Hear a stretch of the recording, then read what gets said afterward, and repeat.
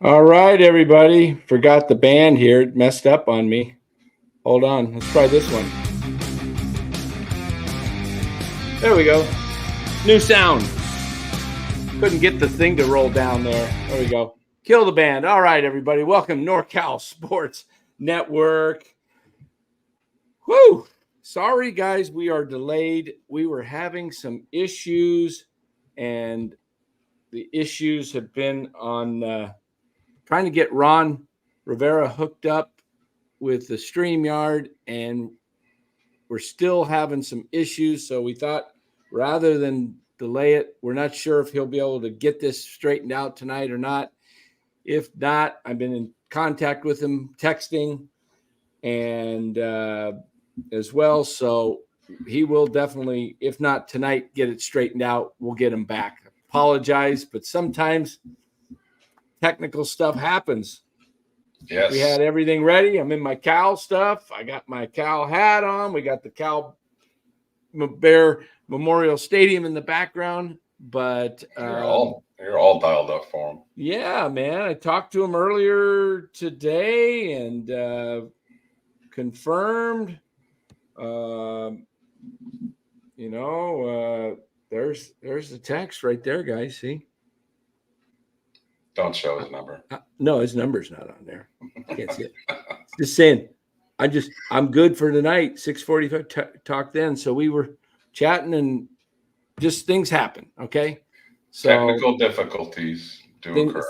Things happen. So we'll hope that he gets it straightened out and he'll join here still tonight. If not, we will do it another night. But guys, the show must go on. So what do we got? We got some news today, Los, with the Niners. We talked about it this afternoon, Bora and I, but get your take on the signing. What do you think? Could have been done 3 weeks ago, 4 weeks ago, 6 weeks ago, 15 weeks ago.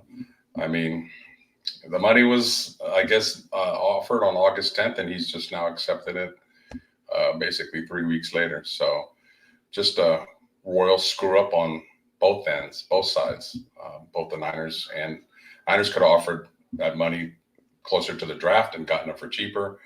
Now you definitely could have settled. I don't know what he was waiting for. Maybe the CD Lamb, he thought he could squeeze out another $5 or $6 million. And when the Niners said, no, that's it, take it, or you can play for 14.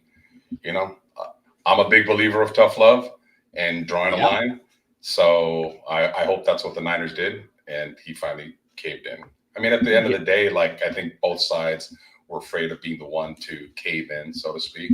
But it's whatever, just get it done. This team has goals to get over the hump and finally win a championship, and he's a big part of that. So we'll see how rusty he is coming out because week one, he's facing one hell of a cornerback on the other side.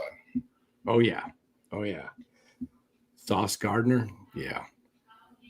But it was interesting, as you said, 3 weeks ago, they had the same offer. Like you said, I bet you that agent, inexperienced, was waiting for CD Lamb and was like, okay, we'll get you know what, Asif? I'm putting you in a timeout. Somebody put Asif in a timeout. I'm tired of this crap. Come on. Things happen. Awesome. Things happen. Come on. Jeez. You call me negative on the Giants. At least I have a good reason. That's so true. Yeah, but, one guy down, another guy to go.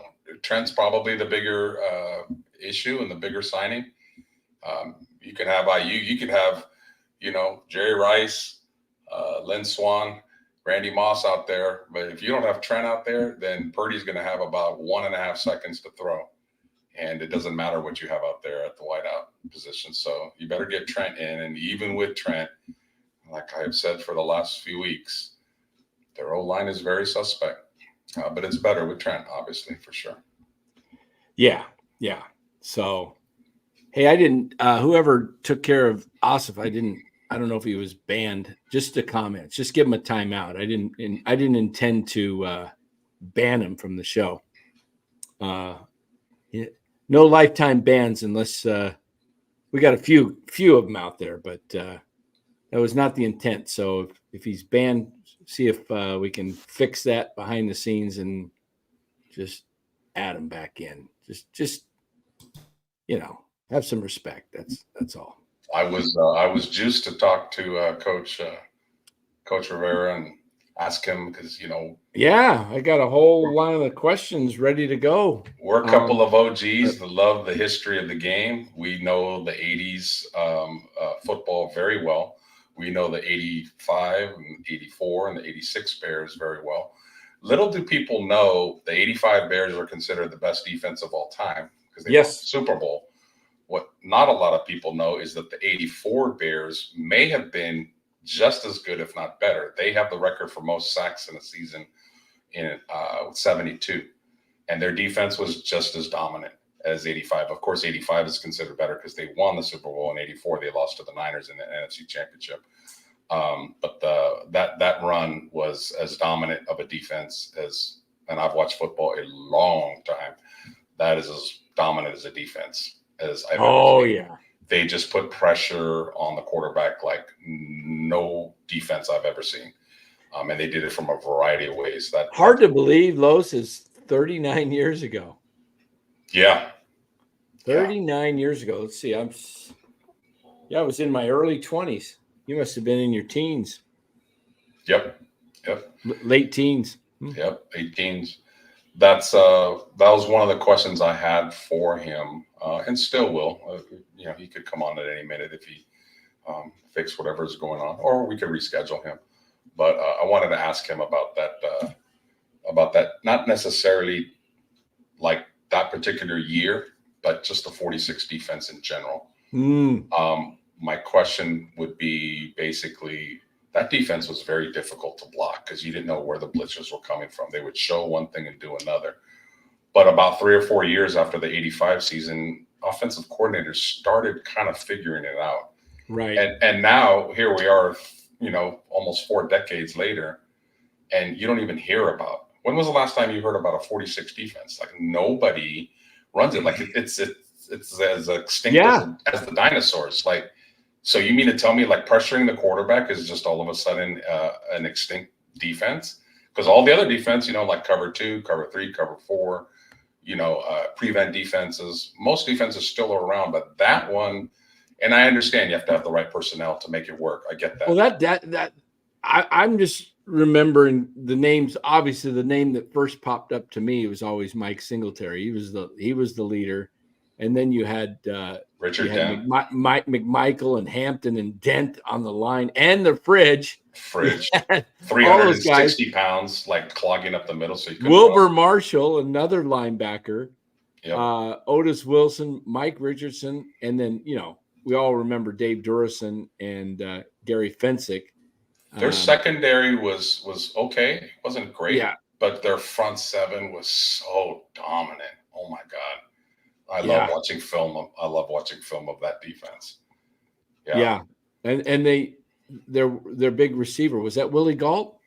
Yeah, Willie Gault. Jim McMahon was the quarterback. Ken Marjoram from Stanford was wide receiver. In fact, my brother played against Ken Marjoram. And Walter Payton is my favorite non-49er player of all time. I love the man. Oh yeah, I love Payton, man. Love the man, love the player. Just an absolute all-around in my opinion, best all-around running back ever because he could do everything. So there was there's a lot of history with those Bears teams, and I'm sure he gets asked about them a lot, but maybe we can come at him from a little bit of a different angle than maybe he's used to getting asked. Yeah, he was the 44th pick in the draft, the second round. Wonder who went. The 49ers drafted Todd Shell that year. Yeah, that's right. It was around that time that I started like really studying the draft, and still do 4 decades later, and still the Niners don't really get players that I like. You remember about that? Do you remember who the number 1 draft pick in the whole draft was that year? Kind of interesting. That was 84. Yeah, 84. Oh, I'll give you a little clue. what position? Well, he was a wide receiver. Yeah. In fact, the first two picks were both from the same. There was a really dominating offensive tackle that went very high that year, like Dean Stanken. Yep, he was second. Yeah, I remember him. God, Nebraska, and the guy that went above in front of him was also Nebraska. That should help you. Irving Fryer. Yep, Irving Fryer. He was number one. Number 3 was Carl Banks. Remember Carl Banks? New York Giants linebacker. Yeah, and then I'm looking here at the 84 draft just to see if there's any other names that pop out. Wilbur Marshall was the 11th pick, linebacker to the Bears. I'm looking at other names. Kenny Jackson, receiver. He wasn't didn't do a ton. Banks was good with the Giants. I'm looking down here names, and they're just a lot are not. A lot of first round busts. Yeah. Wow. Every year. There's Todd Shell, 24th pick. I hated that pick. Yeah. He only played till 87. He only played in the league for 3 years. I'm looking at these. BYU. I'm looking at these guys. Rick Bryan, the 9th pick, defensive end. I guess he played 9 years. He went to 93, but Mossy Cade, number 6 pick, defensive back, was gone after 86. Remember, this is the 84 draft. So 6th pick, you don't see that often where guys are out of the league. Don Rogers, Cleveland, last of the year, 18th pick.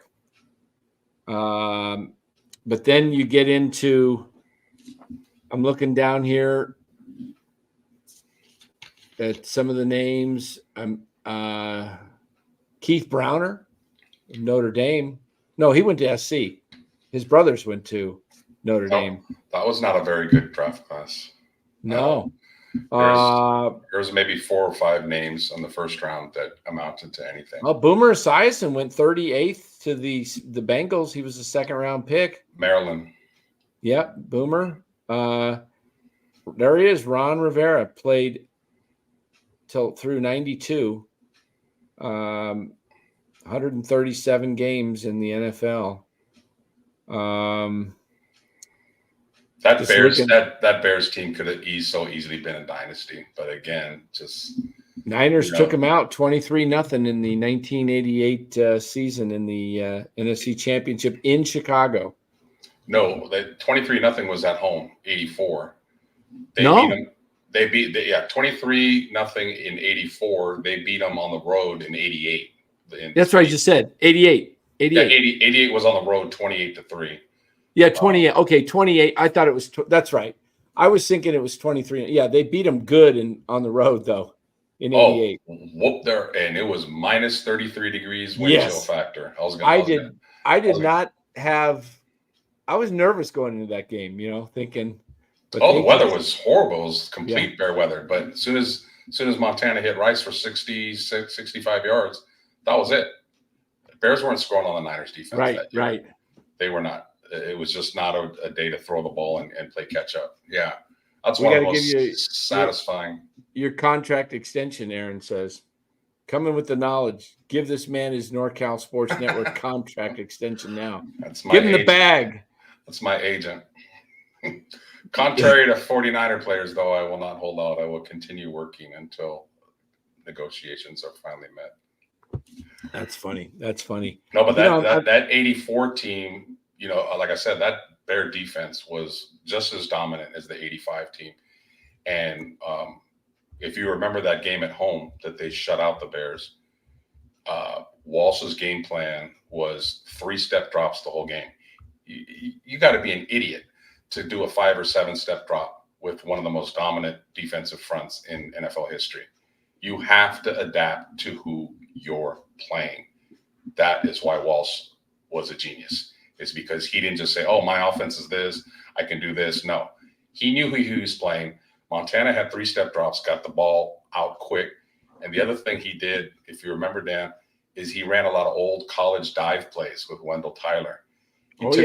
He took advantage of the defensive ends who lined up wide. Let's see if you got what kind of memory you have. Are you a visual or are you a hearer?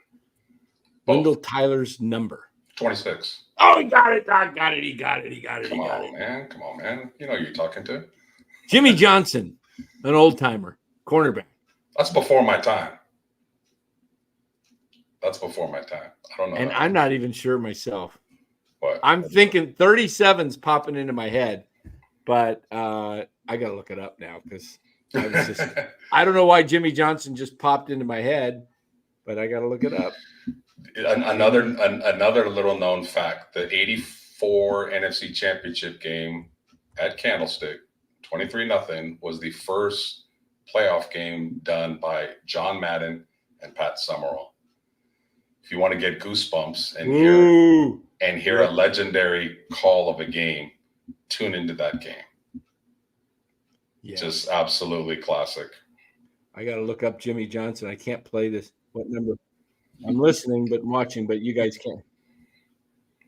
Under 37. I got it. I'm feeling good. Yeah, anything from the 80s and on, more than likely the bigger players, I'll know their number.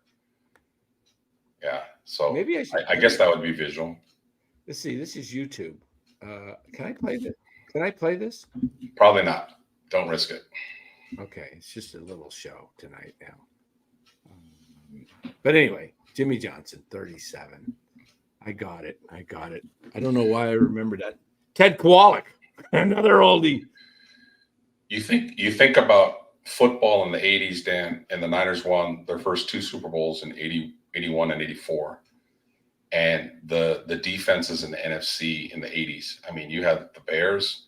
You had the New York Giants. That 86 defense was – some people say the 86 defense was better than the 85 Bears. It's I don't think it was, but a lot of people say that when they got to their peak in the playoffs, they were crushing people. Lawrence Taylor was the most dominant of either of those defenses player by far. Was that the year the Niners lost 49-3? Yeah, and it was. Do you remember Rice breaking for a touchdown that game and he dropped? The ball slipped out. He put the ball up and it fell out of his hands, and the Niners would have been ahead. Yeah, he was running. He had it in his hand. His elbow just hit it, and it fumbled ahead into the end zone. Yeah, he was gone.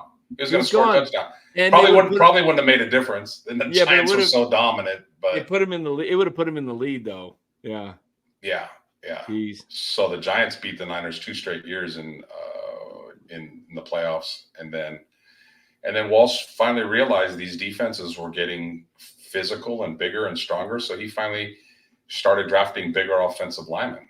Guys like Steve Wallace and Bubba Paris to handle, because the early 49ers Super Bowl teams all had small offensive linemen.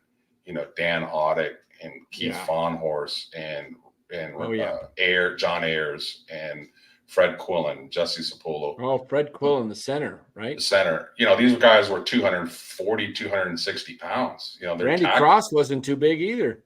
Yeah, but their tackles were only 260. So they played a smaller line and they got away with it because of Walsh's scheme. And once defenses started getting bigger and more physical, he didn't stay stubborn. He started drafting bigger offensive linemen to combat that, and then they won Super Bowls again in 88 and 89. Should have won one in 87. Yeah. They were I think we could play. What's that game? You hold the placard up. I mean, and you guess the answer, what someone's going to say, and how they flip it over. What did they answer? I think it was called the Newlywed Game. A different type of game. We're not newlyweds, obviously, but if I asked you the question, if they asked me in a soundproof booth, you were in a soundproof booth, I think I could get a lot of your questions, nail them. I could say, what head coach would Los say he loved the most? And I would say I'd write Bill Walsh, right? Easy. And then say, what coach drives Los D crazy? Kyle Shanahan. You know, most of the chat knows. My friends know. We got into a nice debate after my fantasy draft about Shanahan, but it's good. You know, How'd your draft go, by the way? Did you get anybody good? Yeah, I got what number? What number did you pick? What were we? 12 team. 12 team. Pick third. Pick Brees Hall. McCaffrey went 1. Tyreek Hill went 2. I would have went JJ. I did not want when we started picking our order. Quarterback situation, you thinking? For what? You didn't pick JJ because of the quarterback situation in Minnesota, or why? Oh, Jefferson? Yeah. I'm not a fan of Darnold. How about Tyreek Hill? He went second. Oh, he went second. Oh, he's dealing with a thumb injury, but no big deal. I had him last year, and I got him at 7. But I did not want Christian McCaffrey this year. I did not want that number 1 pick, and I would have. Oh yeah, I don't. I wouldn't want that pick. I wouldn't want McCaffrey this year. I don't think he's going to have the year he had last year. I would have passed on him if I had one, and everybody would have been like, "Oh, whatever." You got it right with Corbin Carroll in baseball this year. You said don't take him. Yeah, and guys sometimes have like career years and they don't quite match up. McCaffrey's going to have a great year, but when history shows when a running back has more than 400 touches, which is one of the reasons we talked about last year, like, can you please use your roster when you're up 24 points in the fourth quarter? Can you get McCaffrey out of the game? Can you use Jordan Mason? Can you use other guys, please? And for the most part, he didn't do it. Most running backs, their history is if you touch it 400 times or more, the next year, you're not going to have as good a year. He'll still have a very good year, but I don't think he'll do what he did last year. I think Mason's going to really get some love this year. Yeah, I'm hoping. I said on Larry's show, I would like to see Mason get at least 10 carries a game. You know, if McCaffrey was getting 23 to 25 carries, give 10 of those to Mason, and let's get McCaffrey down to 13 to 15 carries a game, and let's keep him healthy for longer. This is the long run. This isn't, sprint and then, get banged up. And I understand he's a touchdown machine and he wants to play, and I get it.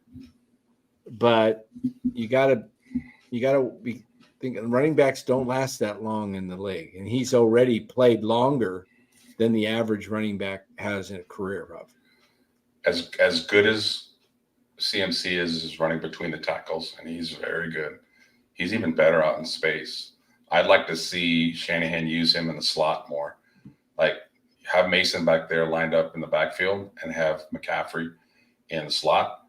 And McCaffrey is just whoever they put on him, a corner or linebacker. That's going to be a mismatch, as well as your 2 outside wide receivers.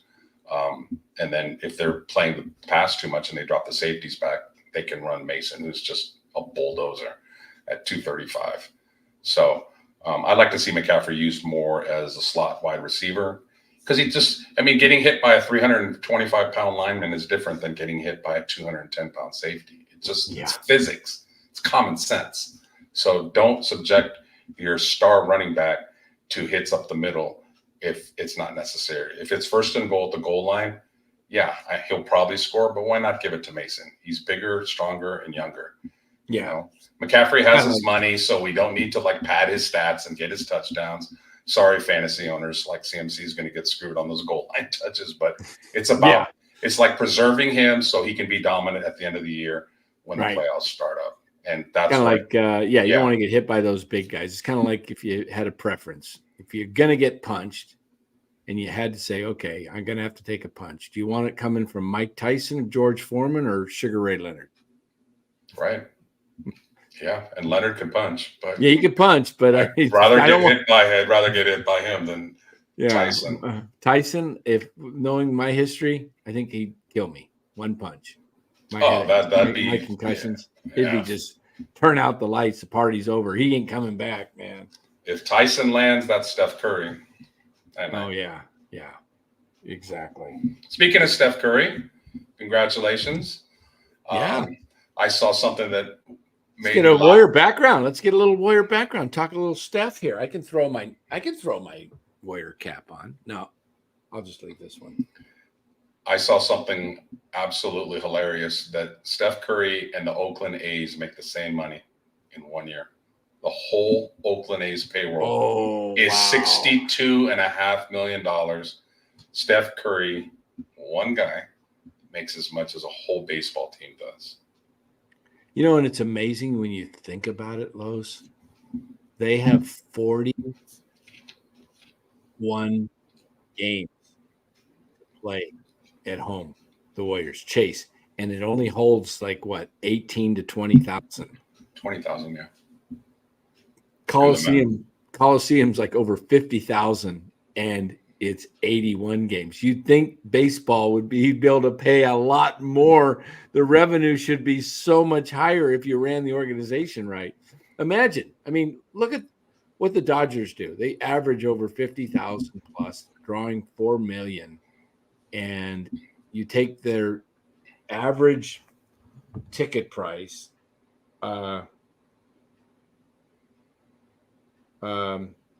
Well, that's why when you were making that debate for giving Ohtani, I think you said 60 to 70 million a year, and you broke down the numbers as a guy that works for Secure Money should, and you broke down the numbers on how much the attendance would increase, the memorabilia, the jerseys, everything, parking, that the Dodgers would get their money back and then some on a return on investment on him. So, yeah, you have a 50,000 seat arena or a stadium at 81 games plus playoffs. That's a lot of revenue. But Steph Curry I was asking a friend this. Somebody's going to be the first 100 million a year player. I don't know if it's going to be baseball, basketball, or football. But somebody in the next 5 years is going to make $100 million per year. Think about that. Like, that number just keeps climbing, and never stops. Even the real estate market reset and, took a dip a few times. But player salaries, nope.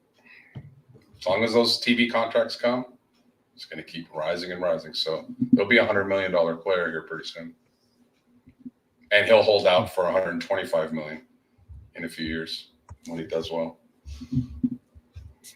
Cool. All right. What else? What do you think? You think the Warriors will add another star? Or? I think they're quietly behind the scenes, very much invested in Pods and Kuminga. I think they think that they're not quite stars, but they're very, very good complementary players for Steph. I think they think that Moody's going to take another step. Their young center is going to take another step. So I don't expect them to make any other moves. Once the guy from Utah, Mark, can I never pronounce his name right? Markanian? Oh, Markkanen, Lauri Markkanen. Markkanen, thank you. Check your private there, the private chat. I put a comment in there. So. Oh, okay. So, nice. Okay, so we're hoping that we get these technical issues resolved with Ron. I'm just working on it a little bit. He's working on it, and so we're rebooting and trying again. So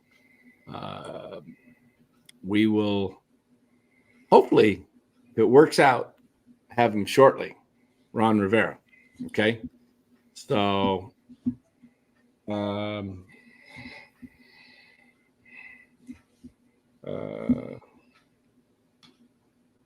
Okay. All right. So we're working on that behind the scenes, and we will hopefully get to that in a little bit. But yeah, I think they're going to need another star. I mean, I like some of the moves they did, Los, with the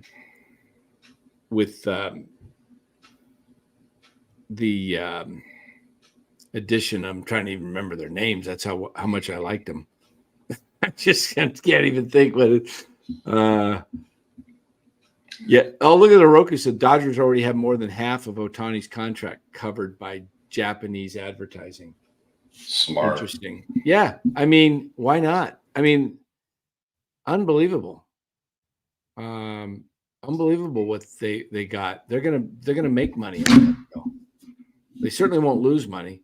Ohtani's like, you see the thing with his dog last night, throwing out the first pitch. No, I missed that. Dog got on the mound, took the ball, grabbed the ball in his mouth, ran straight to home plate where Ohtani was behind the plates in the catcher's stance, and rolled it over. Hey, here we go. All right.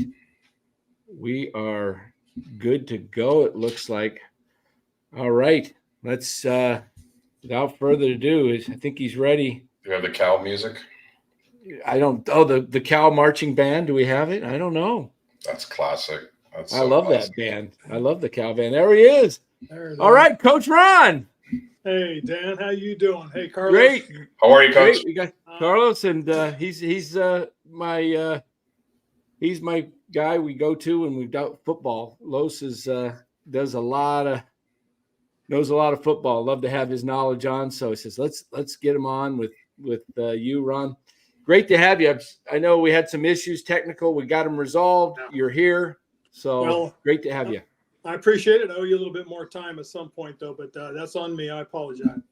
All right. No worries. Well, hey, I thought we'd get right into it. We'd as the chat goes wild, Riverboat Ron. All right. So, Ron, I know you you played ball at, was it Seaside High School? Yep. Yep. Near Monterey, and then you were recruited and you chose Cal. Did you have? You must have had 100 choices to go to. Did it come down to anybody else besides Cal? I actually had 28 scholarship offers, and I turned down Michigan, Ohio State, Notre Dame all on the same day. Turned USC and UCLA down on the same day, and decided on Cal mostly because I really had a great recruiting trip there. I really did. They really did sell me on the future. It was bright, and it's crazy. It's in the 1979, the big game. I had gone to the game as a guest of Stanford University, and as you know, Cal wins on a great play by Ron Cucciamilio in the end zone. And so what happened was I had gone over to the Stanford locker room after the game, and it was down because they had just lost. And so, I said my hellos and goodbyes. And as I was walking out, my family, my parents and I, we were headed out. We just happened to go by the Cal locker room. And just as I was walking by, a couple of the coaches were coming out, and they recognized me right away and came over and started talking to me, brought me into the locker room. And guys were going crazy inside the locker room because they just beat Stanford. And it was a big deal, obviously, and they were bowl eligible, the whole bit. And I got caught up in that euphoria, too, as well. So, it was all about timing, I guess. Wow, that's great. I remember that game. I was sitting in the end zone behind that play that Ron. That was from Turk Schonert. Yep. Threw it, and he just was right there. Just kind of batted the ball, reached over around him, knocked it down, and the game was over. Yeah. Coach, I wanted to pivot here because I know when you're brought on for interviews, you're asked 97% of the time about football. So I'm going to throw you a little curve here and ask you about Puerto Rico's finest and your idol. As I was reading, the great Roberto Clemente, who was my favorite player growing up. We're in Bay Area County, so it's Willie Mays and Barry Bonds, respectfully and understandably so. But tell us about your love for Roberto Clemente growing up. Well, my father's Puerto Rican. He's from Bayamon, Puerto Rico, and so everything Puerto Rican, was something that I leaned towards, and getting to know who Roberto Clemente was really a cool thing. We were actually in Panama in the early '70s. My dad was stationed down there in Fort Gulick, Panama, on the Atlantic side of the Canal Zone. And so we got a lot of news as to what was going on in Puerto Rico, what was going on with Roberto when he was playing for the Pirates. And then, unfortunately, when the earthquake in Managua, Nicaragua hit, on a humanitarian mission, the plane that he was in, unfortunately, crashed and he perished. And it was a very, very sad day for me personally, but a very, very sad day for the island of Puerto Rico as well. And they mourned his loss. And it was a tremendous loss because of who he was, not just as a baseball player, but as a humanitarian, as a man, as a father, and as a husband. So it was tough. But boy, I idolized everything about him. I really did. And I played baseball growing up. I was a catcher for the most part, and I wanted to emulate him, and he really was my hero. Absolutely. Wow. Yeah, sure. I loved Roberto, number 21. Yeah, he was awesome. Yeah, and amazingly, he passed away the last game that he played. He got his 3,000th hit. Yes, I think, and which is a milestone in baseball. Huge automatic. Huge Yeah, automatic entry to the Hall of Fame. But even if he didn't get it, but it's still a milestone. So, now, did you meet Stephanie, your wife, at Cal? Yes. That's great. great. I was very fortunate. Decided to go to the University of California, Berkeley. A lot of things went my way. I was very fortunate in terms of playing football, getting the opportunity to play. And Stephanie and I met going into my senior year. I decided to take summer school classes. That's a great story too. I can remember I went in to see Dave Maggard. Mr. Maggard was the athletic director, and I went in and I said, Mr. Maggard, I want to take summer school. And he looks at me and he goes, let me check. And he was checking in my academic standing. And he said, Ron, you're not in academic trouble. I said, no. I said, Mr. Maggard, what I want to do is I want to get ahead this summer. I want to take 3 courses, get them out of the way. That way my last year at Cal, I could take the minimum load during the football season. And that way Smart. I could really, And so that's what I did. I went ahead and I took 3 classes, passed all 3. I got an A and 2 Bs. And it's crazy because, in summer school, all I did was I would get up early, I would go work out, shower up, go to class, finish classes, then go work out again. I was working out twice a day. And I did that for the entire length of the summer, going right into training camp. And man, it was, I just felt like I was in the best shape of my life ever. That's great. That's great. Now, as I was reading, she's got American Filipino descent. Yes. Her that's grandfather. Great. Her grandfather came over from the Philippines. He was in the United States Navy. He was a chief petty officer, and they settled into the Bay Area. So, so Stephanie was local. That summer when I was going to summer school, her and I got the opportunity to meet. We met at Yogurt Park, and it's kind of cool because every time we go back to Cal and we're together, we go to Yogurt Park. That's great. We do. And we started dating that summer, and 6 months later we got engaged, and a year and a half later we got married. So that's great. Yeah. My wife, I've been married. We've been married 6 years, and I got married in the Philippines. She's straight from the Philippines. Yeah. So. Right on. Oh, that's beautiful. I'm super blessed. Yeah. The home cooked meals, obviously outstanding. But when you want to go out to eat, like the East Coast, not quite the Bay Area for Filipino cuisine. Yeah. It's not. But there are a couple of spots, believe it or not, that do. There is a breakfast spot that does the Filipino. The Filipino rice for breakfast. Vinegar. Oh yeah. I'll tell you what, for breakfast, there's nothing like Filipino fried rice, and my wife makes. Excellent. And so I do have a hankering for it. Adobo, my adobo, adobo, which is fabulous. Yes, it really is. So I just turned Dan on a Loco Moco a couple months ago. And he loves it now. No way. Yeah. There's a place in my hometown area in Seaside, California, where I went to high school. It's called Butter. And what it is it's a breakfast and lunch place, Filipino cuisine for the most part. Loco Moco is probably their number 1 breakfast dish. I mean, it is crazy. Yeah, it's good.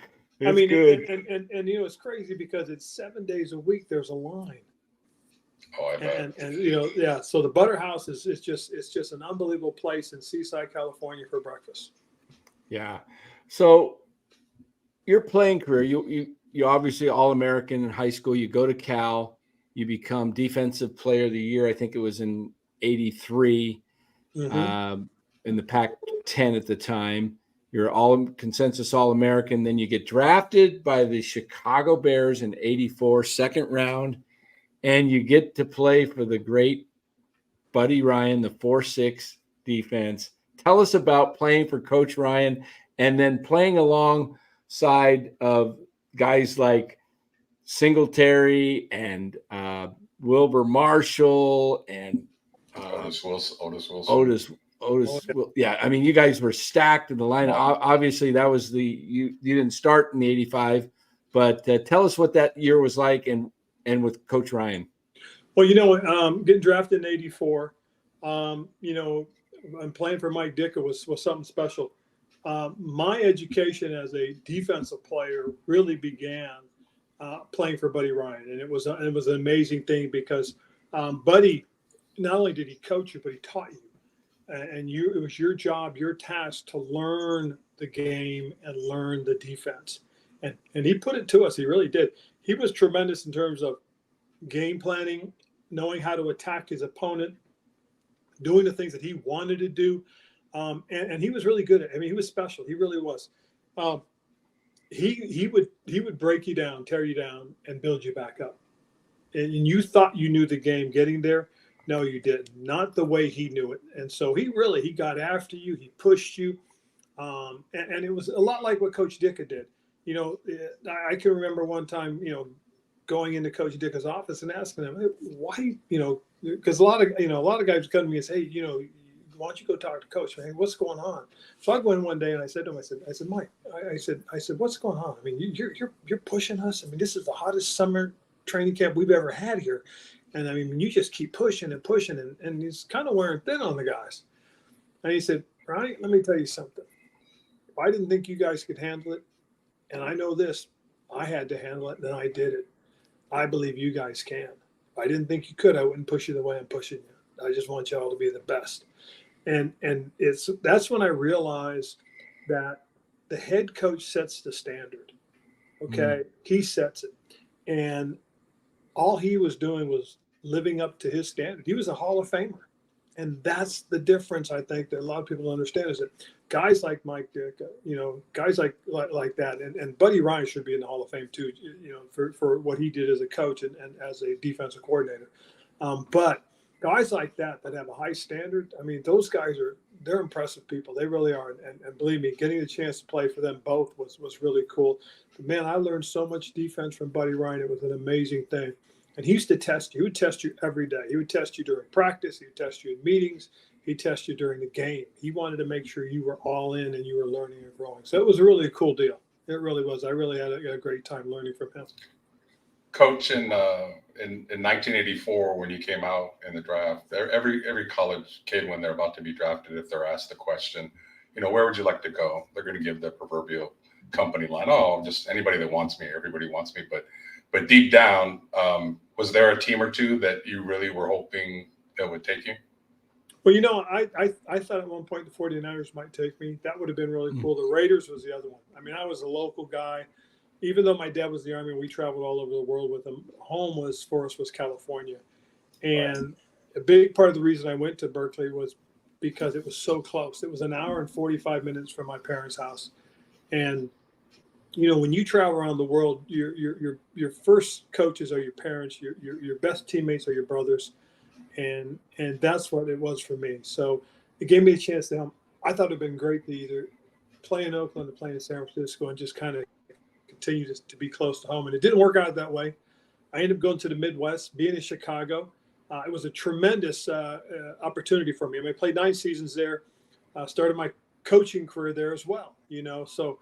I got the opportunity to play, became a starter in '86, and then retired in '92. So after a '92 season, 9 years, that was I was very fortunate. I really was, and I enjoyed every moment of it. I really did, and being part of what arguably is one of the greatest teams in the NFL history was the '85 Bears.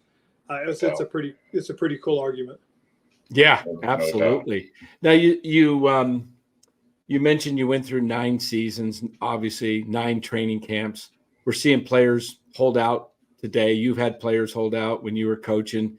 Brandon Ayuk signed today. Yep. And the question, what is it like? Would you have rather been able to just play, the last couple of weeks of camp as a player, or did you enjoy the rigorous 5-6 weeks of camp before the first game? It's a different mentality. It's a different way. When we played back in the day, and you had the true doubles 2-a-days, everybody went through them. Everybody did. Everybody was going 2-a-days, and so really there was no advantage or disadvantage to going through training camp. The disadvantage back then of not going through training camp would have been you wouldn't have been physically prepared in terms of, taking the hits and all that stuff. But in today's world, I mean, quite honestly, most of these guys, I'm going to say probably 85%, if not more, of these guys are in tip-top shape year-round. A guy like Brandon Ayuk is probably ready to roll already. I mean, he's probably done everything he's needed to do to keep himself in shape. He's been working, getting himself prepared for the moment that once it's done, he's ready to hit the ground running. They had a week of practice this week. There's no games this weekend, so everybody's resting up, getting themselves ready. And I promise you, Brandon's going to do everything he can to go out there and do the things he needs to do. I mean, he is one of the elite wide receivers in this league, and deservedly so. He got what he had earned. Yeah. Now the other holdout, of course, is well because he played for you, Trent Williams. Mm-hmm. What was that? In fact, I think maybe you were somewhat instrumental in helping make the trade from Washington to San Francisco. How did that come about? Well, what happened was actually I never got to coach Trent. Trent was on the team when I got there, but he had just gone through a dispute with the previous regime, and he was ready to get out. We tried to convince him to stay, but I think for the most part, it was in the tea leaves that he was ready to go. And so during the draft, we get a phone call, and we start talking and negotiating with them and with John and Kyle, and it was one of those things that knowing that Trent had already played for Kyle and Coach Shanahan, his father at Washington, so he was very, very familiar. I mean, it's interesting because when you look at their style of offense, Trent Williams is the kind of player that offense thrives with, and you'd almost argue that that he's just as important as the quarterback, because he is the perfect fit for what they do, and I know they want to get it done, and they got to figure out how to get it done. But he is a special player, and it's a good situation for them. We've seen him play the last few years in that system that Kyle has, and he's just been dominant. Coach, I got a question about the 46 defense, if I may. Mm-hmm. It's a defense that obviously, and I understand you have to have the right personnel to run it. And that's one of the reasons it was as dominant as it was for the Bears in the mid to late 80s. But my question is more like, did offensive coordinators start figuring out weaknesses about that defense eventually? Because you don't hear about the 46 defense at all over the last, 3 decades. And to follow up with that, did his sons who coached, did they coach that defense, or was that just a buddy thing? No. Both Rob and Rex implemented it in their systems and had a lot of success with it, and as good as we were in '85, Buddy had put together a pretty doggone good group in Philadelphia, and everybody remembers, unfortunately, the great Jerome Brown was killed in the auto accident. Right. And that, and he was a tremendous player, and he really fit what they did. So that was a very unfortunate set of circumstances. But what's really interesting about the way that defense is, more than anything else, it really is about the personnel. If you've got the personnel, you got the guys, you can be very good at it. As an offensive play caller, as a coordinator, trying to figure out where the blitz is coming from, how to pick it up. As those things started to happen, people started learning how to do those things. It did changed the the way people used it. And in today's world, with so many 3-4 defenses, you see some flashes of people trying to emulate some of the 46. And the whole idea behind that is, you go into a double eagle, you bring basically both your defensive ends down, and you put them, on the outside shade of the guards in a reduced look. And you have a nose head up for the most part, playing it and playing his directions based off of his reads. And then you have, your middle linebacker. And this is what people don't understand. And this is where it was different.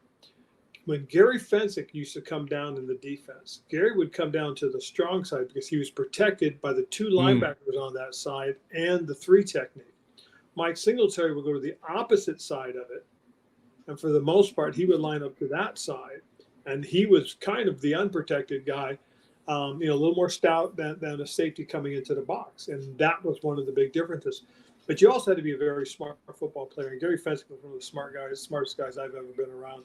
Tremendous football player. Mike Singletary was as smart as they came as well. And then, you talk about the fact that you look at up front, Steve McMichael, Richard Dent, Dan Hampton, and Mike Singletary, all 4 are Hall of Famers. Yep. And you can make the argument for Wilbur Marshall, Gary Fensick as well. I mean, those 2 guys were Dave Durst, your strong safety, right? Yep, Dave was a strong safety as well, and we had some pretty good guys. So, we were built for that. Yeah, that was, and then you started in your 3rd year? Yes, in '86, Otis got hurt in the last third of the season. I came in, and from that point on, I ended up starting and had the opportunity to play, and just really, it was really a cool thing to get that opportunity, that chance. I lined up next to Mike Singletary. That's pretty cool. I mean, it is. Got Dan Hampton, Steve McMichael, Richard Dent, and William the Refrigerator Perry in front of you. You got to have a chance to make some tackles, and it was pretty cool. It really was. Now we're here in the Bay Area, so we got a lot of diehard Niner fans watching. Mm-hmm. What was it like preparing for the '88 NFC Championship with Bill Walsh as head coach? Is it anything similar to preparing for Kyle today? It is, because he was Bill Walsh was really a mastermind in terms of the way they did things on offense. And then the thing that people got to also remember too is look at the quarterback he had. I mean, arguably one of the greatest clutch players ever, in Joe Montana. And so, you would think you have an answer, and then something else would come up. You would overset to one side, and then, figure we're going to roll into this, and Joe goes and works to the backside away from where you put all your defensive players. So, they studied it, they learned it, they knew how to attack it and how to beat it. And it was tough. It really was. I mean, there was a stretch where arguably, we saw the greatest offensive team in the NFL and it was right there in front of us with Joe Montana leading it. Yeah. Coach, that was I watched that game recently. I like to go back and watch older games, but minus 33-degree wind chill. Is that the coldest game you've ever played in Soldier Field? Yeah, it really was the coldest one I ever played. And now what was crazy about that one too, more so than anything else, was, we really had a good week of practice. We really did. We were pretty fired up. And I think we underestimated how, because we thought going into that game, the weather was going to be a factor for us. It was going to be on our side. Freaking Joe he threw 4 touchdown passes that game or something like that. It was 28-7, wasn't it, or something? 28-3. 28-3. But he threw 4. I think he threw 4 touchdown passes, and it was just, and it was. I mean, it was hard. The weather was tough, and it didn't seem to bother Joe one bit. Earlier that year, you beat him on Monday night 10-9. Yep. And the story was that Walsh said, well, I was concerned about their pass rush, so I was very conservative with only 2 guys going out in the route. I wanted to max protect. We're going to send 4 guys out in the route. And if Joe gets hit, Joe gets hit. So we're going to send guys because we think they're back their back four secondary is not as strong as their front seven. So I guess they had a little bit of a different game plan, and Joe put some throws through the wind that got there. And we were nicked up that game, and not to make an excuse, but the pass rush wasn't the same either. Dent was nicked up. I know Hamp was hampered. We just didn't have the rush that we had earlier in the year, and that's why it was a 10-9 game. And so he took advantage of that, and they exploited it, and they were right. I mean, they attacked our guys, and we struggled. Interesting. Now, moving on, you got into coaching. You started doing linebackers coach, I believe, and then you became defensive coordinator of the then San Diego Chargers. I still want to call them the San Diego Chargers for some reason. Yeah. But that was you did that in let's see, what years were you in San Diego? It was I was looking at it earlier. Okay, there you go. Defensive coordinator. You started out as the Bears in 04 to 06. Then you moved to linebackers coach, and then D coordinator from 08 to 10 with the Chargers. And that catapulted you to becoming the head coach of the Carolina Panthers for 9 seasons from 2011 to 19, and then the Redskins Commanders. An interesting stat that I did not know, you were the only coach in NFL history to take 2 losing teams and have them have winning seasons. Nobody's ever done that but you, Ron. Well, what's interesting was, for me in my circumstances of my growth and development, I got an opportunity to be on Andy Reid's original coaching staff.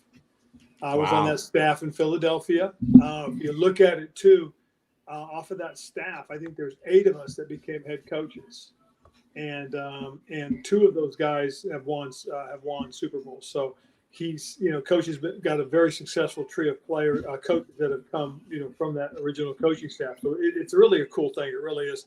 But and then from there, obviously getting my opportunity in Chicago, that was a really cool deal. Going back home, coaching for the Bears. I started my coaching career with the Bears. I started working for Dave Wanstead back in 1999. He gave me my first opportunity, and that was a really cool thing. I mean, it really was.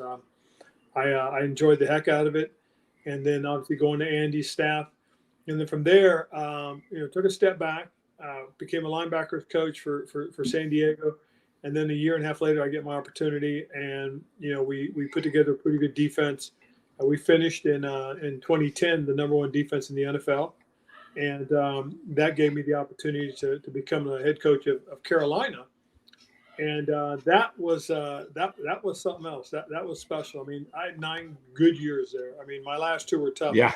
But for 9 good seasons, I mean, I really come to love being in Charlotte, North Carolina, home of the Panthers, which was just a tremendous community of people. We got a lot of great support from those folks in that community. Had our Super Bowl run. We had the number 1 pick my first year, and we drafted Cam Newton. Tremendous football player. He really is. It's so unfortunate he got hurt and hurt that shoulder because the guy was special. He really was. And we had a lot of great guys. That was an amazing season. Yeah, it was. 2015 was special. 15-1, and then you blow through the NFC. But the unfortunate thing was, I think in the NFC Championship game, we played our best game of the year, and unfortunately, we didn't follow it up in the Super Bowl. I got to give credit to Denver. They made a couple of plays early on, and from that point on, we were trying to catch up. So kudos to them. But I've got a lot of great fond memories of that 2015 team because of the young men that played. We had some really quality young men that were on that football team, and it would have been great to have won it with those guys. Now, you didn't win it in the Super Bowl, but you got there, and maybe you can't answer this because you didn't get to experience the emotions of winning the Super Bowl as a head coach. But if you did, do you think one would have been more of a greater feeling as a player versus a coach to you? I think as a player, it was fun. It was thrilling. As a coach, I believe it would have been satisfying. because you play this game, to get to the top and win it all. You coach this game because you want to get to the top and you want everybody to experience it. And that's what the gratification, that's what the satisfaction would have been more so than anything else, is just knowing that what we did impacted so many people. I mean, because as a player, you really think about what it means to you and the team. But as a coach, I always kind of felt it was deeper than that. It was about the community as well, not just the team. And so that's probably the one thing that my biggest regret of not winning is that we really didn't get to share it with the community, because, like I said, we had a lot of tremendous support. Coach, going from defensive coordinator to head coach, obviously your responsibilities quadruple. One of them is dealing with the media. And Coach Ditka is legendary for some of his media sessions after games, especially when it's coming after a loss and he's quite pissed off. How long did it take you to adjust to that responsibility, dealing with the media and a lot of the, let's be frank, idiotic questions that they would ask after games? Did it take you a long time, or did you adjust pretty fast? No, I paid attention to what Coach Ditka went through. I paid attention to what Dave Wanstead went through. Watched Andy become just tremendous at it, and and watch Coach Smith and watch Coach Turner do their thing, and so I kind of had an idea of what to anticipate. I also grew up in Philadelphia, for 5 seasons under Andy.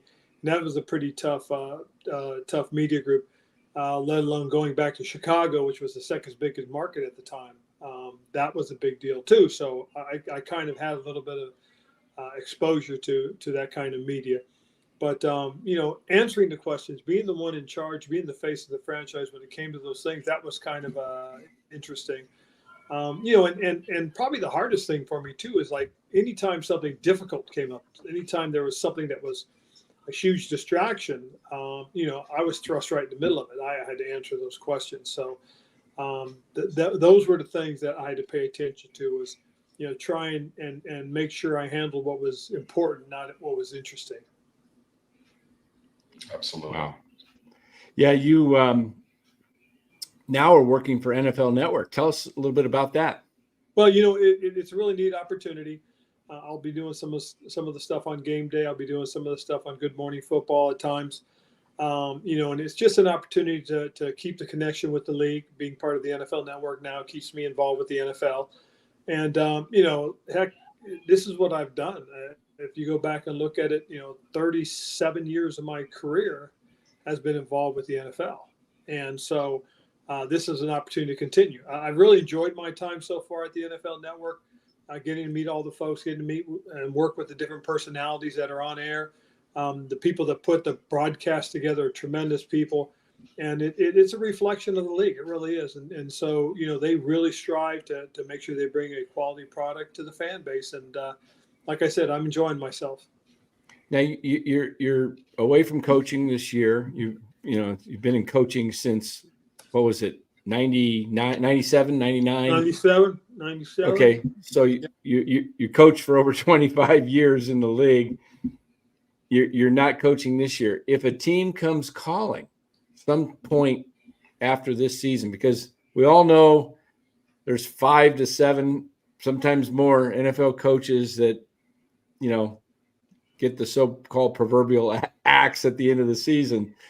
If a team comes calling and says, hey, we want a guy who's experienced winner, been to the Super Bowl, do you have any interest in getting back into coaching?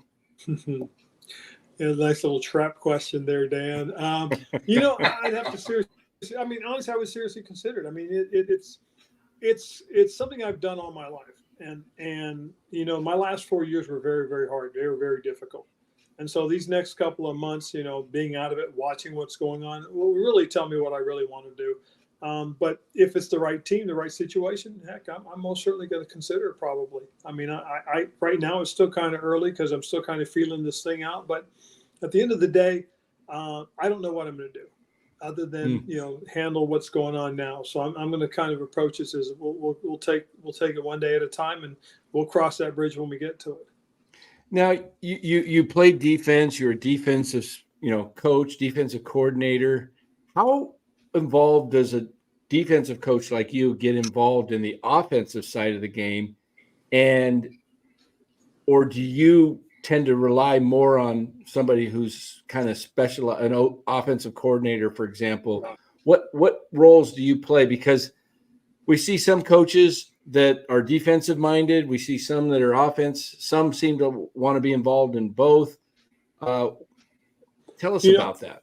What I've always done is I've always trusted the coordinator to make the best decision as far as play calls, and what plays they want to call. I do give feedback. I do give my opinion, but I trust them enough to let them call their games.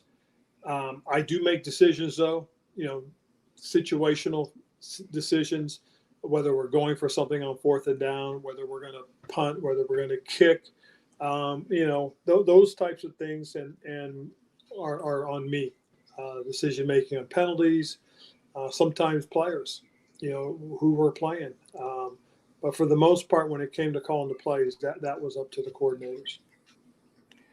Now, does Los, go ahead. You probably got another question or two. Just one kind of final question for me is, in most circumstances, owners and GMs hire the coach. 49ers seem to be, correct me if I'm wrong, are they the only organization where the coach was hired first and then the coach handpicked the GM, as far as Kyle picking John Lynch? Is that something that we might see more in the future, where the coach is hired first and he handpicks a GM to work with, hand in hand with personnel and everything, or it's going to be the old school way most of the time? I think for the most part, it's really just who the owner feels needs to be hired.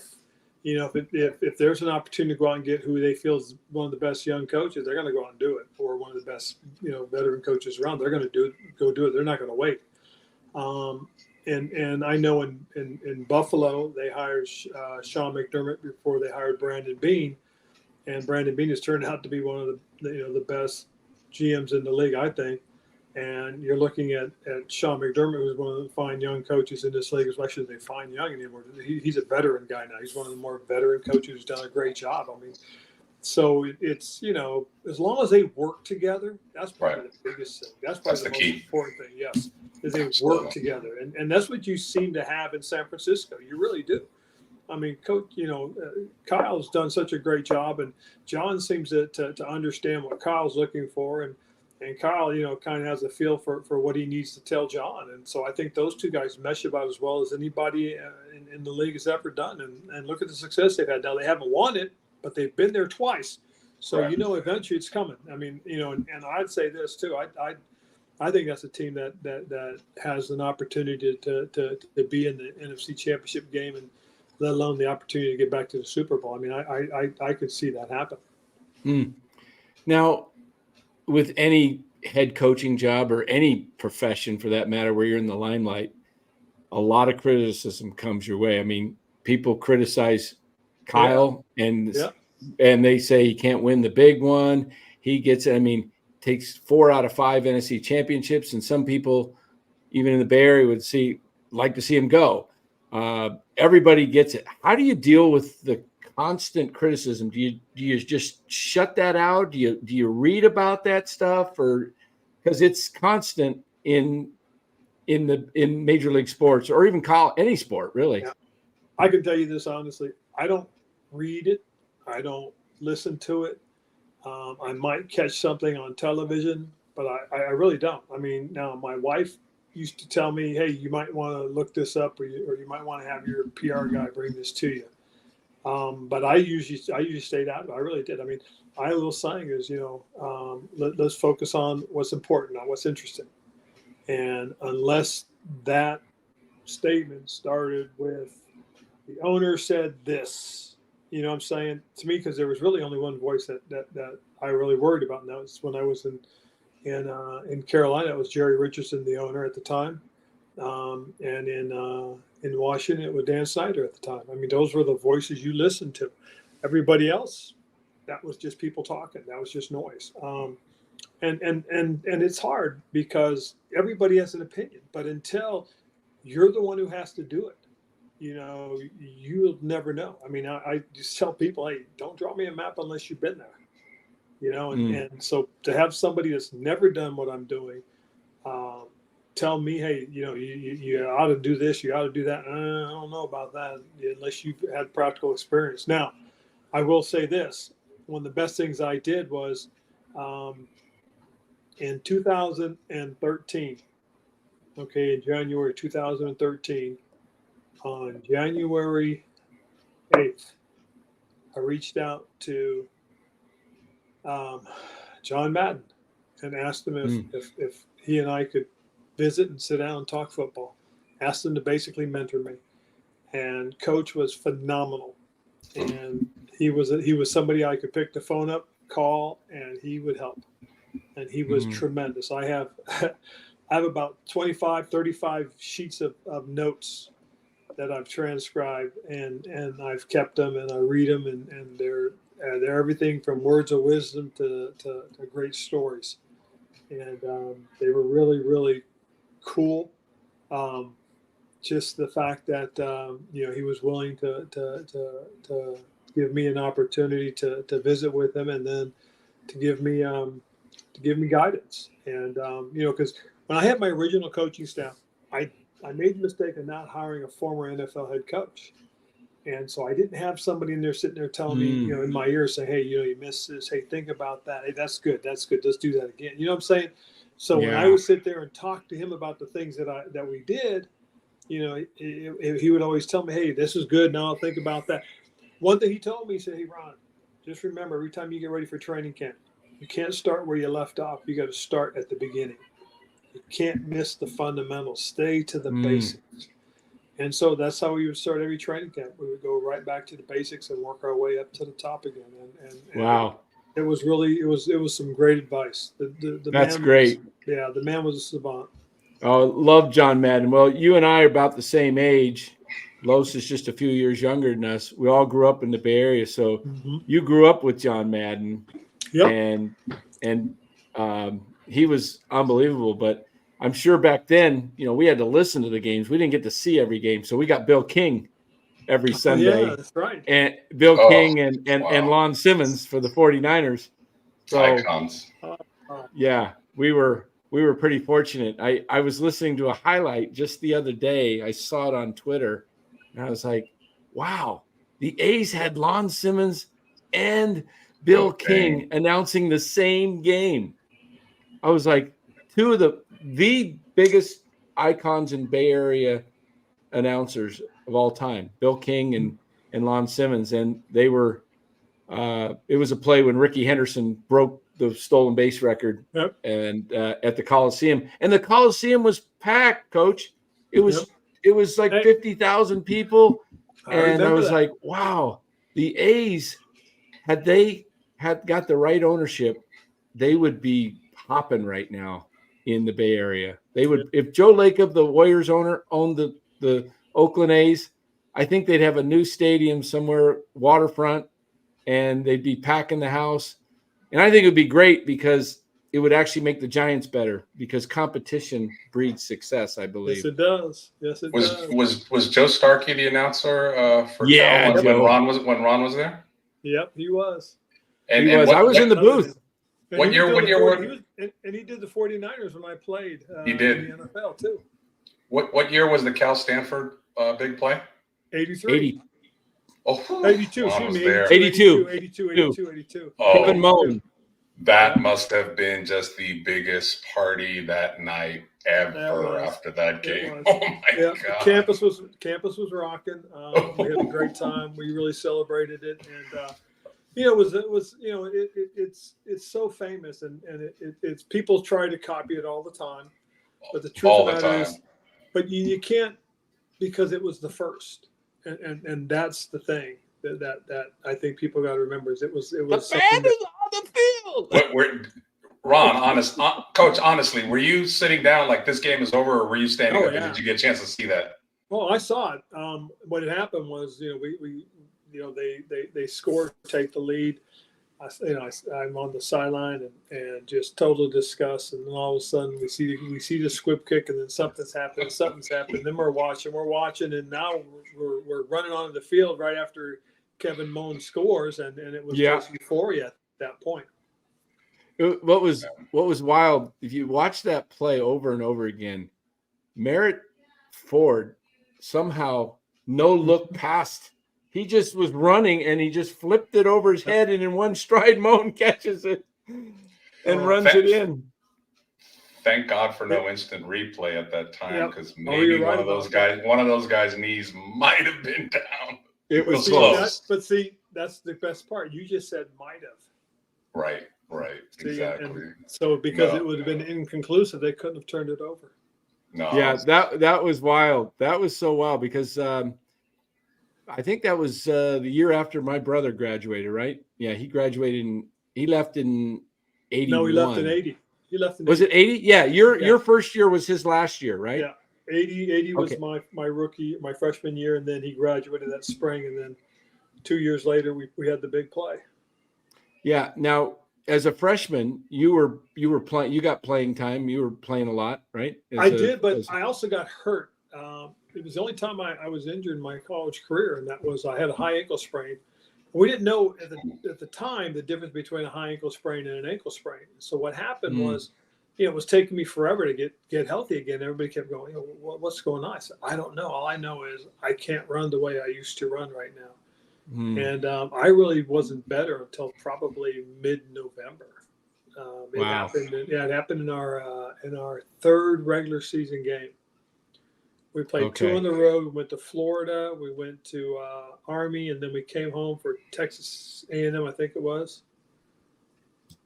And I got whacked on the side of the leg, and man, I'd never been hurt like that. Wow. Yeah, I've heard high ankle sprains they're almost painful. Well, they're painful. Yeah, and back then nobody knew the difference. Right. So you're treating an ankle sprain, and it's not an ankle sprain. It's actually the 2 bones in the leg and the ligament that go up the leg. Those things move, and that area gets traumatized, and that's where the issues come from. Yeah. So it was a big difference. So I guess my brother Ron, was he the captain of the defense at that time? Yep. My freshman year, Ronnie was was one of the captains. Okay. Yeah. But man, I loved watching those games. I used to go to all of them. So I was just I think I was what was I when he was a senior? I think I was a senior in high school. So yeah. Wow. Or no, I would have been. Let's see. You graduated in 80 in high school, right? Yep. So yeah, I graduated the same year. So when you were playing, I was a freshman in college. Yeah. Okay. Yeah. So great call, man. Great call, man. Been great having you on, Ron. I really appreciate you coming on. It's been a real treat, and wish you all the success at the NFL Network, and would love to see you back in coaching again. I think the game needs you back in coaching. Well, like I said, we'll cross that bridge when times come, and maybe we can do this again during the season at some point. That would be great. Would love to catch up, get your viewpoints on the season, what you see happening, who do you think might, be the teams to beat. Do you have a Super Bowl favorite right now going into it at this point of the season? Well, I'll be honest with you. Like I said, I think the 49ers right now are the elite in the NFC. I mean, they're who everybody's gunning for. Detroit will be nipping at their heels. And the big question will be Philadelphia or Dallas coming out of the East. That's what everybody's kind of concerned with. And it's funny because the NFC South, nobody's really paying attention to. So that will be an interesting. Yeah. Now the team that I'm going to pick as an NFC dark horse that could make some noise. I'm not going to say could win it all, but they can make some noise. Is going to be the Bears. I think they had a very good off season. I think they did some really good. Yeah, I think they did some really good things in free agency, and then obviously getting Caleb was a huge deal for them. So they'll be one of the teams to watch that I think should make some big strides this year. And again, to me, the 49ers in the AFC, until somebody beats Kansas City, they knock them off. Kansas City is still at the top. They're still, my favorite going into it. Cincinnati seems to be a thorn every now and then in their side. They seem to kind of flare up every now and then and get after them. Two teams to keep an eye on, I think, are Houston and Jacksonville. I like CJ. I like Houston. Yeah, I like I like Houston a lot. I think what D'Amico Ryans has done has been tremendous, but also credit to what they've done as far as their personnel department, putting all those players in position, and now having D'Amico lead that team. So it's going to be I think it's going to be a good football season this year as far as competition. We're going to see a couple of teams rise up and really, I think, challenge both San Francisco and Kansas City this year. Always surprise teams. Yeah. Before we let you go real quick, couple of quick questions on your way out. Some of our chat members. Red just says, cheers to Ron. Love seeing you on. That's great. That's Shell. Mark Graves asked this question. Ron, which running back when you were playing was the hardest to bring down? Barry Sanders, because he was the hardest one to hit, honestly. I mean, I will say this, Marcus Allen, other than Walter Payton, Marcus Allen was my favorite running back. I played against Marcus, and I loved playing against him in college and loved playing against him in the NFL. And I think he really, deservedly so as a Hall of Famer. But he was so elusive, so powerful, such great balance that Barry Sanders was really difficult to bring completely down to the ground. Because first of all, you never really got a good hard shot on him. Secondly, if you tried to arm tackle him, he typically broke those tackles. But at the same time, if you lunged and took your shot, he was so elusive, he could stop and start and dodge that he was probably the guy, in my opinion, the hardest guy to tackle. Yeah, you didn't know which way he was going when he stopped. He could. Yeah. Last question, let you go. As a coach now, not as a player, as a coach, who was the toughest head coach, one or two guys that come to mind that were toughest to game plan against? Well, as a coach, Sean Payton, I think he was one of the really terrific game planners. I really do. I always felt this is a guy that always, came into a game with a couple of different thoughts on how he wanted to attack you, because he adjusted so well if you were doing something different. And I think he may have found something in Denver with this young quarterback that he's got. I think he's got a chance to be pretty doggone good. Oh yeah, Bo Nix. Yeah. Yeah, I really do. I like his gumption, and I think that's one thing that's really caught Sean's eye is how tough this kid is. And I think guys that were hard to play against, obviously were Peyton Manning and Tom Brady. I mean, those guys were just tough guys to play against, just because they had so much leeway in their offenses that you try to plan for certain elements in their game and they change it on their own, and that was always tough. Wow. Well, Ron, again, thank you so much. We'll do this again during maybe middle of the season. We'll connect, and thanks so much again. Sorry about the technical difficulties, but no worries. We got it worked out. That's okay. It happens. It happens. If I could just add, Coach, your story is very motivational to me from a son that lost two parents to that wicked disease. So continued blessings, continued health to you and your family. And thanks for coming on. Thank you. I appreciate you saying so, Carlos. Thank you guys. And look forward to talking again. All right. Okay. Yes, thanks. Coach Ron Rivera, everybody. All right. Yeah. You just hit that little leave studio. That'll take you out right there. So, all right, everybody. Well, what a treat, man. That was awesome. Worth the wait, man. Yeah, sometimes you have some technical difficulties, and it's, as they say, working through things. Nothing good comes that comes easy and comes. You got to go through it, man. So, man, That was awesome. I love the stories of as a player, and then just hearing about coaching, and there's so much. I mean, would we have him on for almost an hour, about an hour? Yeah. There's so many questions and so many stories that could be told that would take days, just to hear. So, I mean, that's guys, kind of one of the things. Like, I know consistently when I come on, I know we talk a lot about Giants baseball and today's teams, but like, if you really know me and you, when we get together, is we like talking about the older history and stories like that. You see how engaged the chat was, like, knowing like about the great Bill Walsh. A lot of people were too young to remember what Bill Walsh was like, and this is a guy that was not a fan, but he played against those Niner teams. He played for Mike Ditka. He played with, and I didn't even get to ask him, he played with Walter Payton. So when you get these older baseball players or football players or basketball players or coaches, and it's about history.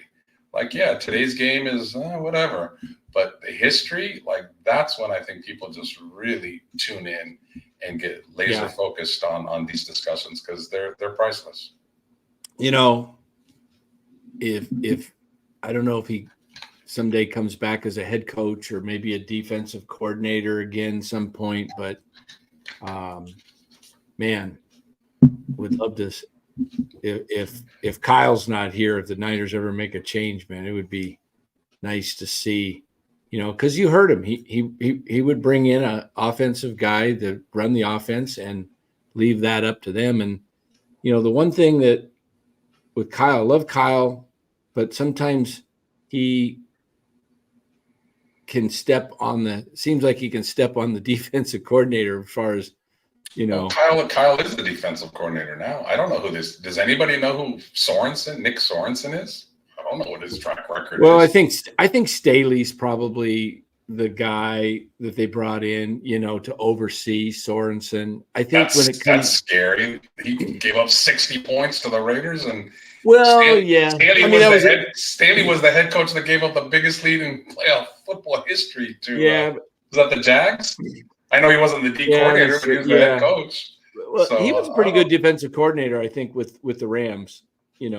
Just strictly. I think Staley's issues as a head coach was just, as a communicator. I can't speak for it. Not there, but it just seems like from what I've heard, what I've read, what it appears like personality-wise, he doesn't seem like a guy that has, great at communication. But somebody in the chat said Ron Rivera for Giants GM. Let him replace Farhan. Hey, guess what, guys? Speaking of Giants GM, speaking of Giants GM, if you're a San Francisco Giants fan, just book today Bobby Evans, former general manager that was the GM before Farhan, the guy that Farhan replaced, will be joining NorCal Sports Network on Tuesday about 9:30 after the Giants Diamondbacks game. Okay. Bobby Evans. And he's got a history. He wasn't just the GM. He was the director of the farm system of the Giants. And he was the director of farm when all those guys were coming up. Kane, Lincecum, Posey, But and then I think he might have become assistant when Ned left. I'm not sure. I think that's when he became the assistant. But Bobby Evans was instrumental in building the Giants championship seasons. Okay. Yeah. And just think of the guys you think closers, Ryan Walker, Camilo Duvall, that's Bobby Evans. Same with Randy Rodriguez. That's Bobby Evans. Elliot Ramos, that's Bobby Evans. Okay. Tyler Rogers, Bobby Evans. Luciano Matos, Bobby Evans. Okay. So part of this team, part of the architect of this team, we will have on here, NorCal Sports Network, next Tuesday night. And just before we went on the show, we have another guest that will join us next Thursday night, a week from tonight, the great Dave Dravecki. Okay, so I'm sure Los will want to join up on some of those because those are the glory days of the Giants. We're not talking like we're talking now, man. So, guys, we're going to end it right here, but we're coming back with another show in 9 minutes. Giants post-game show. San Francisco Giants post-game. We'll cover the Giants. We'll cover their funeral at 9 o'clock. Or should we what do you call it? The wake? Is it the wake right now? Or what do we call this, Los? Yeah, the wake. Okay. Yeah, we'll cover the Giants wake at 9 p.m. tonight. Close casket, please. I don't want to see him anymore. Close casket. Just close it.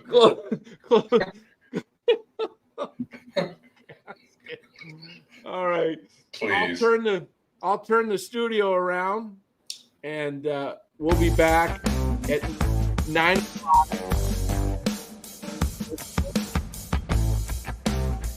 The blessing, the final blessing. Is that a blessing or is that the?